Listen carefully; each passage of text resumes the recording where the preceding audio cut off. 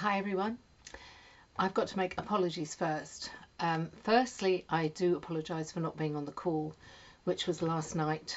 20 minutes before the call, I got a phone call to say the bathroom in my bungalow on the farm was flooding, so I had to make a hasty escape over there, and I literally threw everything at Christine, bless her.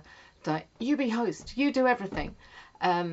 So apologies for not being there. And also, I had a notification to say, because I recorded it, and then I had a notification to say the recording was ready, but when I went in to pick the recording up, it said it could not be found, and I don't know whether that was because I made Christian host, I do not know.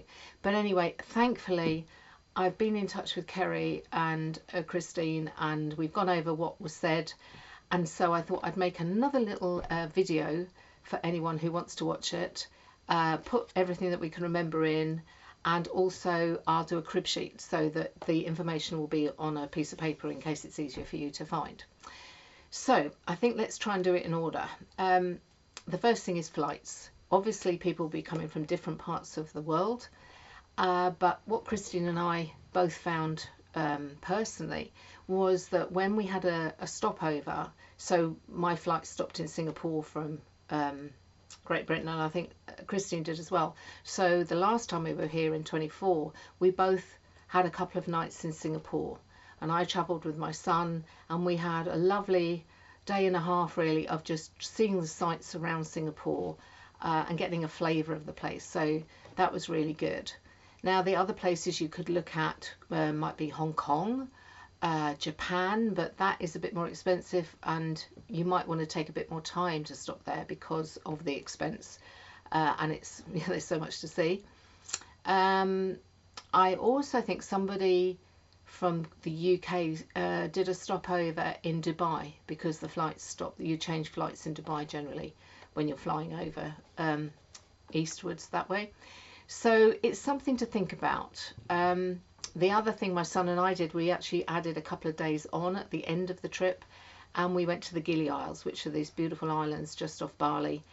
We only had 2 days there. The one thing to make sure of, which is thanks to Christine, I found this out because when Christine was over here 10-12 years ago, she said that the weather wasn't good, so the ferries can't run when the weather's a bit rough, and then you have to take flights to Lombard, I think, and then over.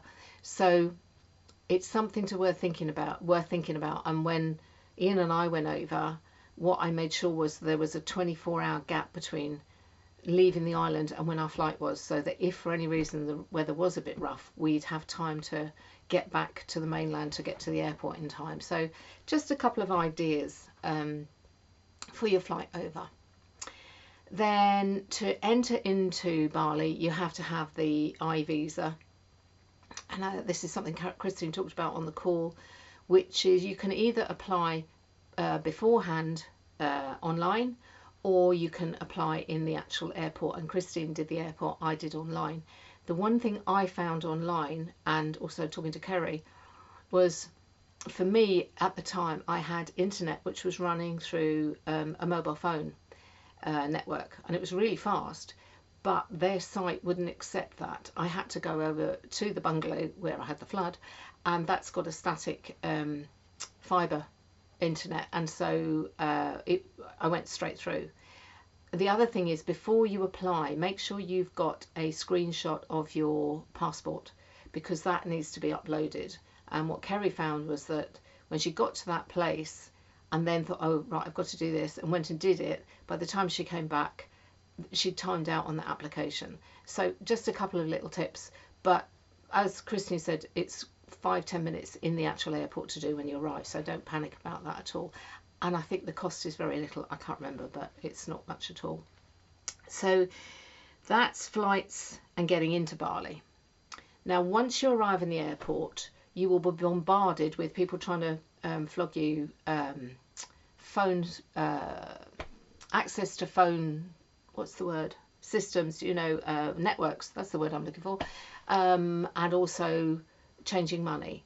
Our advice is don't do any of that. If you can organise your phone before you go to be able to be used abroad, that's by far the most economic way of doing it, and the safest way, I think. And then as far as money changing is concerned, if you bring your money in your own currency, so dollars, pounds, whatever, and then when we get to the actual villas, they will change it for us. They get a preferential exchange rate, so you get more for your money. And what we generally do is put the amount, say we've got £200 or $200, put that in an envelope, put the amount and your name on the outside, hand it to the manager or one of the staff there, and they will get it changed, and you will then get the receipt and all the paperwork showing the rate of exchange and everything.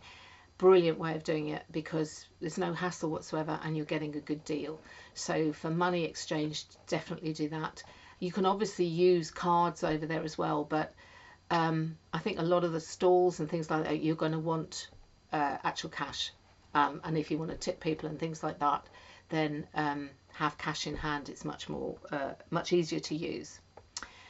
Then transfer from the airport to and from the airport. So when you arrive and when you leave, that's all in with the price. The actual villas organise that, and they will come and pick you up.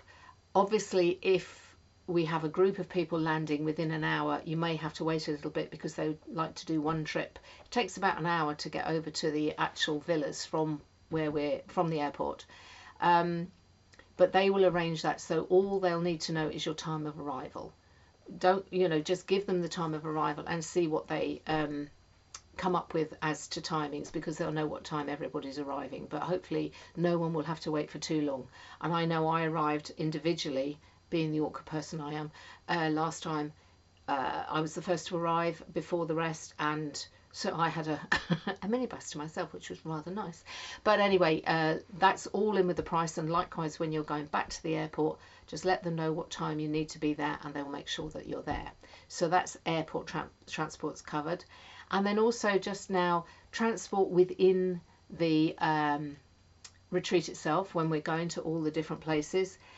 The main transport from Ubud, so generally, always we are picked up from Ubud by a wonderful guide called Degus.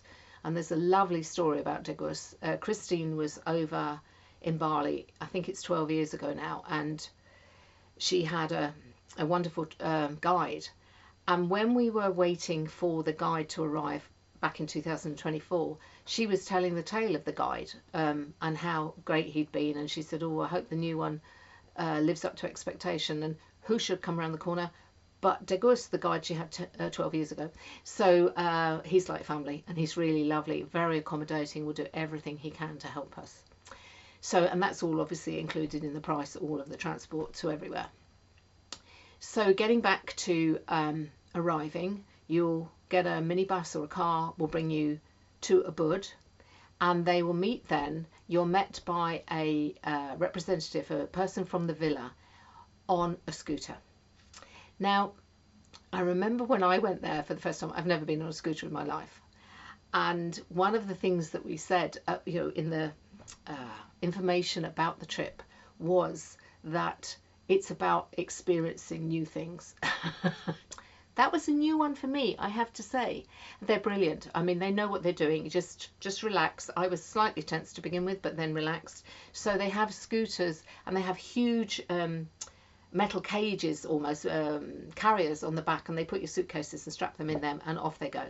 So it only takes about 5-10 minutes on a scooter to get to the actual villas.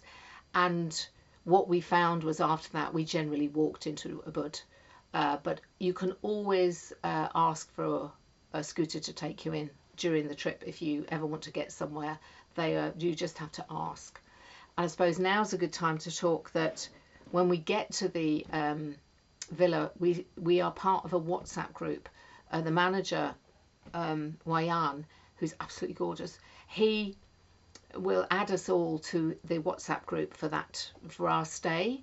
And you can use that WhatsApp group then to ask for anything. So if you needed something, new towels or something, if you want to book a massage or a pedicure or any of the treatments, you just put it through there. If you want to book a scooter to take you down to town or to pick you up at a certain time, that's where you go. Any information, you can use the WhatsApp group. And the beauty of that is that it's spread throughout everybody. So if you've asked for information, everybody can generally see what's been given. So that's really useful. And again, you know, if you need to change money or anything, you can ask for details and where to hand the money. Laundry, that's a really useful thing, is that they have a laundry system within the villas. So if you leave your laundry out in the morning, generally it's back by the evening. You do pay for that extra service, but it's minimal and it's brilliant. I have all my clothes ironed. That's a first. So highly recommended. So let me just make sure. Okay, so when we arrive at the actual villa, the welcome is beautiful. There are flowers, there's a beautiful drink you're given, and the first evening that we're there, we all tend to eat together. They provide a food, you know, evening meal for us, for everybody. And there's one big villa where there's tables we can all sit round together. They provide a lot of food. So much so that I think the leftovers from that food lasted 2 or 3 days. There's a big fridge in that villa, and so we could just dive in there whenever we wanted. They are certainly not mean with their food. And that's the other thing, that every villa has got its own little kitchen with its own fridge. So if you know, bought something, some yogurt, cheese, I don't know, chocolate, whatever, you can put it in the fridge, or water, whatever. You can put it in the fridge. The one thing about water is always to make sure that it's treated or it's out of a bottle. This is something we make sure of at the different restaurants we go to, because it's the untreated water that could give you a bit of a problem. So nobody got ill last time. We were careful. The villas, it's all treated water, you know, so you haven't got to worry about that at all. Food wise, what we generally do is we all meet for breakfast in the big villa, and we're all sat together. The breakfasts are outstanding. You order the night before what you want, and you can have an omelette. There were, I think, pancakes, there's fruit, there's always these beautiful drinks, and there's plenty of it. So you order that the night before, and then we all gather, and they cook all the food fresh there in the big bungalow. So it's beautiful. It's a wonderful start to the day, very healthy, wonderful start to the day. So what we generally plan is that it's in the morning that we'll do activities. We'll do maybe some work, we'll sit and talk and dig into subjects, we'll go on a trip, and then we have lunch. And we quite often we go out for lunch, and lunches are all included in the price. So we've gone to some beautiful restaurants in Ubud, and when we've been out doing various things. Yeah, all I can say, it was delicious. I've never eaten Indonesian food much before, but yeah, highly recommend it, and beautifully presented. So that's sort of what we do. And then in the evenings, we generally say, go and do what you know what you want to do. You can go out and have a meal. Sometimes groups of us were going out for a meal. Very often we found we'd had quite a late lunch and a lot of it, so we didn't really need a big meal. But it's all personal preference, and everything is there. Like I said, that if you decided you wanted to go to a Ubud for food, but you didn't fancy walking, you just get in touch and they'll provide you with a scooter, scooter lift to take you down. And I think if it's not too late, bring you back, but we'd have to check on that. I'm sorry, I can't quite remember on that one. So let me think what else we've got to look at. The activities, the welcome dinner, I'm just making sure of this. Yeah, they have got amazing therapists there. So we all had beautiful massages, which were really quite reasonable. I had a pedicure, first one in my life, and I have to say I was complimented on my toes, which I've never been before, so I highly recommend that as well.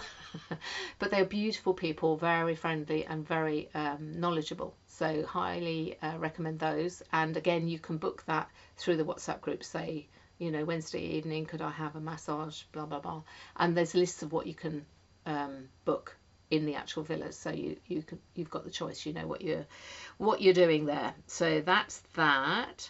Trips, yeah, so these obviously we organise, and there are various trips. We go to the monkey temple, which is not far away in Ubud, and we wander around there and see all the monkeys.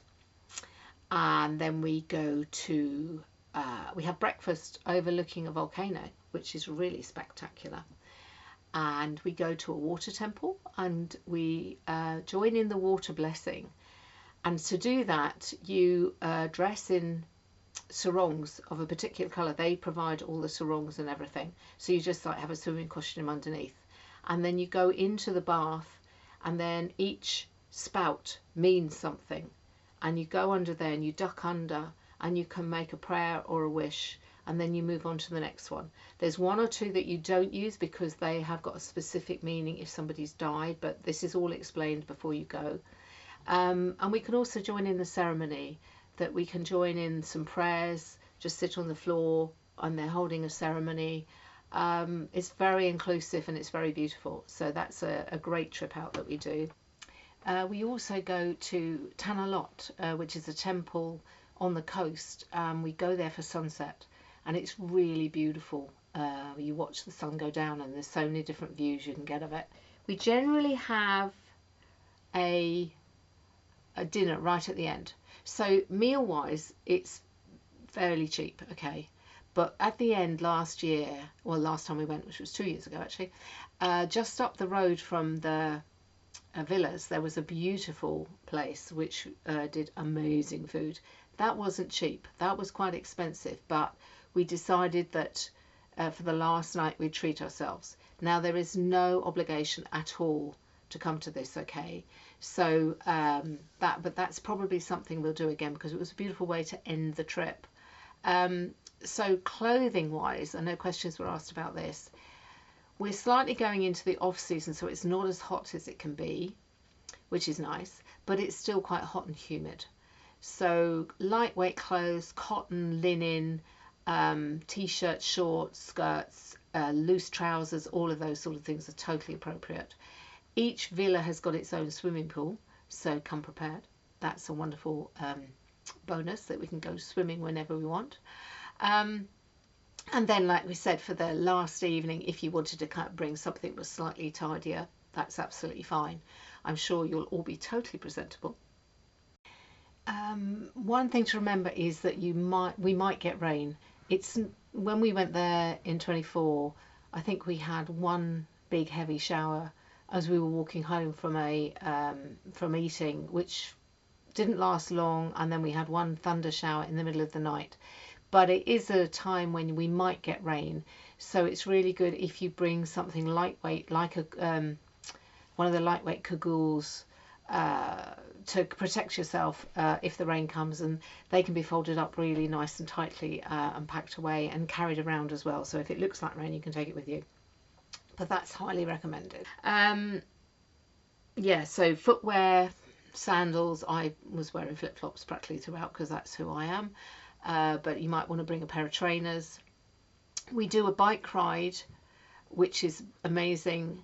It's downhill, and it's about 12 miles, which was a little bit of a shock to my system because I hadn't noted that, but it was brilliant. On the way down, that we visit little villages and we see artisans. Each village seems to have its own craft, so we'll stop at one village and there'll be stonemasons, and the next one they'll be carving wood.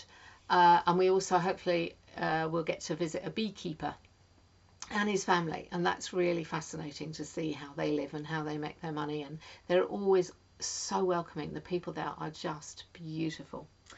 Impressions afterwards, we become a family, and what is so beautiful is we've got the WhatsApp group when we're there, but we also set up a WhatsApp group for all the people on the trip, so we can all keep in contact afterwards.